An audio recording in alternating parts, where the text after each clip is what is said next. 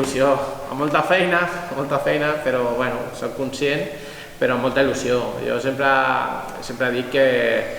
des que vaig sortir a Badalona el 2005 només he tingut dues cases esportives, que són l'Europa i el Júpiter. Llavors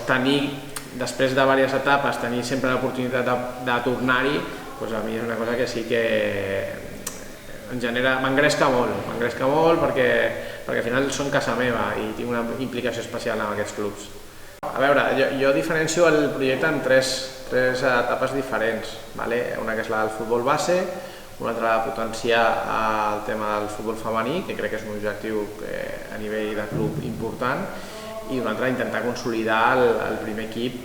dintre, no només de la categoria, sinó dintre de les posicions privilegiades per lluitar per l'ascens. I al final l'objectiu té que ser aquest, estar a dalt i no estar on hem estat els últims 3 anys. Això a nivell primer equip. A nivell de futbol base, vinc amb una idea força marcada a nivell d'essència del club, que era una de les coses que vam parlar en les primeres reunions amb el Joan, que al final l'essència del club és jugadors i entrenadors que siguin formats aquí i que vulguin estar aquí, que tinguin una certa implicació amb el club. I després el femení, també tenim un projecte,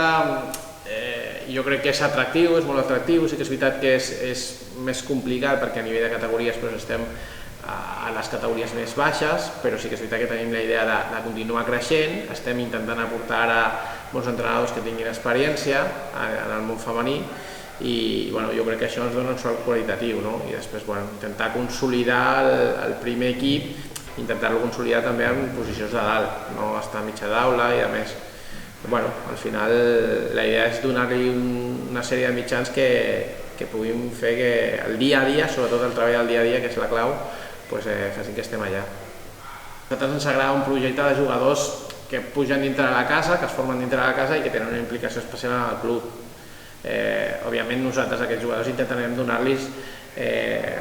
una formació adequada, no només com a jugadors sinó com a persones perquè continuïn creixent. Jo crec que al final el fet d'incorporar molts professionals del món del futbol, que crec que l'equip de treball és molt fort i és molt important, a part és gent amb experiència i gent que està molt implicada aquí, que ha estat aquí, que té que haver una idea marcada de futbol, una idea marcada de treball, un tracte proper al jugador, a la família i considero que això és important. Igual que vull que els entrenadors creixin aquí a la casa, vull que els jugadors creixin aquí a la casa.